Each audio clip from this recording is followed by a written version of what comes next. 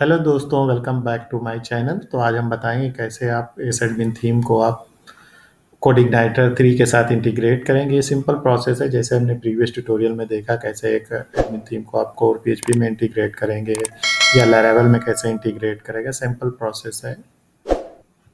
आप किसी भी लेआउट को आप कन्वर्ट कर सकते हैं कोडिग्नाइटर 3 में। तो हमारी प्री रिक्वेस्ट क्या है इस ट्यूटोरियल के लिए कि हमारे पास कोडिग्नाइटर 3 डाउनलोड होना चाहिए, सेटअप होना चाहिए, बूटस्ट्रैप एडमिन थीम होनी चाहिए, वैम्प या जैम्प सर्वर होना चाहिए और रनिंग होना चाहिए, और हम मोड रीराइट इनेबल करेंगे। क्योंकि तो हम जो थीम ले रहे हैं वो एक बार देख लीजिए। एस एडमिन थीम है, फ्री बूटस्ट्रैप की थीम है जिसे आप डाउनलोड कर सकते हैं और यूज़ कर सकते हैं। इसमें साइड बार होता है, हेडर फुटर और कंटेंट एरिया होता है। कोड इग्नाइटर 3 को इंस्टॉल कर लिया है और उसकी थीम को इंटीग्रेट कर लिया था। हम आपको गो थ्रू करेंगे कोड में क्या चेंजेस हुए हैं। तो कोई भी कोड इग्नाइटर 3 का एप्लीकेशन होता है तो उसमें 4 मेन पार्ट होते हैं, like application, asset, system, vendor and index dot PHP. तो एप्लीकेशन में क्या होता है, आपकी बिजनेस लॉजिक जितनी भी होती है वो एप्लीकेशन में होती है। आपके एसेट्स में images, CSS, JavaScript file upload करते हैं तो अपलोड इन्फॉर्मेशन सब यही होती है। सिस्टम में क्या होता है, ये कोड इग्नाइटर की कोर फाइल होती हैं। तो ज़्यादा सजेशन ये दिया जाता है कि इसको अपडेट ना करें या भी अपना कुछ बिजनेस लॉजिक यहाँ राइट ना करें। जो भी करना हो अपलीकेशन फोल्डर के अंदर करें। फिर यूज़र गाइड में डॉक्यूमेंटेशन होता है। फिर वेंडर में क्या होता है, आपका जो भी कंपोजर जेसन के थ्रू अपडेट या ऐड करते हैं या थर्ड पार्टी लाइब्रेरी, वो वेंडर फोल्डर के अंदर डाउनलोड होती हैं। फिर आपकी कम एच टी एक्सेस राउटिंग के लिए या एप्लीकेशन लेवल एक्सेस के लिए composer dot JSON package management के लिए जो कंपोजर यूज करता है, ये लॉग फाइल है उसकी कंपोजर की। Index dot P H P ये आपकी एंट्री पॉइंट फाइल है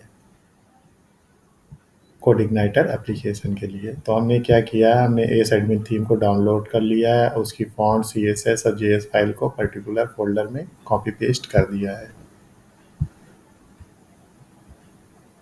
फिर हमने एक थीम को इंटीग्रेट कर लिया। हम अब इस कोड को गोन थ्रू करेंगे कि क्या क्या चेंजेस हमने किए हैं। तो सबसे पहले हमने क्या किया है, हमने कॉन्फ़िग के अंदर कॉन्फ़िग डॉट पीएचपी में चेंज किया है। हमने कुछ यूआरएल प्रोटोकॉल को रिक्वेस्ट यूआरएल किया है और हमने इसको होस्ट को बेस यूआरएल को बदला है, इंडेक्स पेज को एम्प्टी किया है। ये चेंजेस कॉन्फ़िग में किए हैं।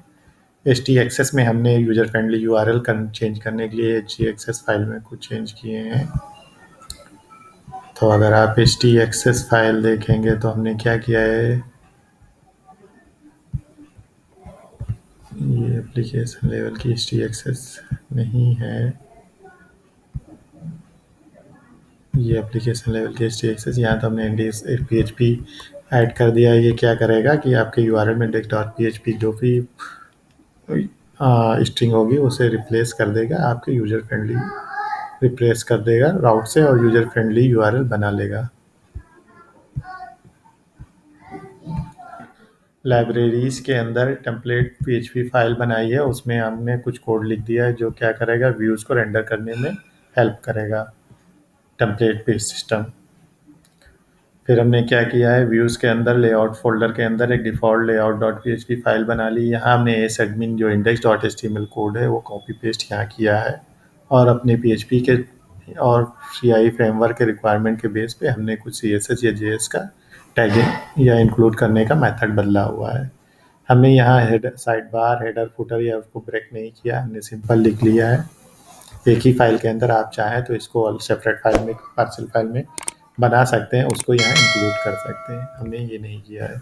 फिर यहाँ हमने पार्शियल पेज जो भी हमारे होंगे उनको कंटेंट पेज को रेंडर किया है। फिर हमने 2 पेज बनाए हैं उसी व्यूज़ के अंदर है, एक अबाउट डॉट पीएचपी, एक होम डॉट पीएचपी, जो हमारे डिफ़ॉल्ट लेआउट पे रेंडर होंगे। अब इन पेज को रेंडर कैसे करेंगे कोड इग्नाइटर में, तो उसके लिए सबसे पहले हम राउट डॉट पीएचपी ओपन करेंगे, कॉन्फ़िग फ़ोल्डर के अंदर होती है। इसमें डिफ़ॉल्ट कंट्रोलर होम लिख देंगे। फिर हम लिखेंगे home slash about default control home क्या होगा ये, होम के अंदर इंडेक्स मेथड जो भी होगा वो रेंडर होगा as a slash as a default URL पे।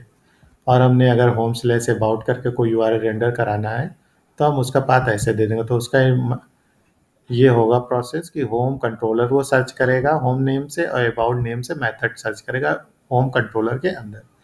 तो हम अगर अब देखेंगे तो हमने एक कंट्रोलर फ़ोल्डर के अंदर हमने होम कंट्रोलर एक फ़ाइल बना दी होम डॉट पीएचपी नाम से। ये सीआई कंट्रोलर को एक्सटेंड किए हुए है। तो इंडेक्स ये हो गया, ये हमारा डिफ़ॉल्ट रेंडर है। कोई भी सीआई हाइफन टेस्ट स्लैश करेंगे तो आप इस पेज को रेंडर करेगा, सीआई स्लैश अबाउट करेंगे तो आप अबाउट वाले पेज को रेंडर करेगा। आप अगर अब देखेंगे अगर प्रोसेस में अगर ये सीआई है तो ये अभी होम को रेंडर कर रहा है। अभी अबाउट पे आप क्लिक करेंगे अबाउट डॉट पीएचपी को रेंडर करेगा।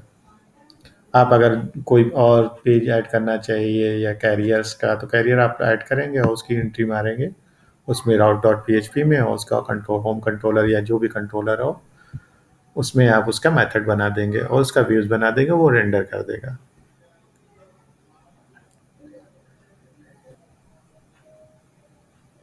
तो हमने इस टेम्पलेट के अंदर होम सेट कर डिफ़ॉल्ट लेआउट कर दिया कि कौन सा लेआउट रोड होगा, उसका कंटेंट हमने सेट कर दिया कौन कंटेंट होगा, होम पेज का कंटेंट होगा, उसके कुछ पैरामीटर जो भी हों वो वहाँ मिल जाएंगे।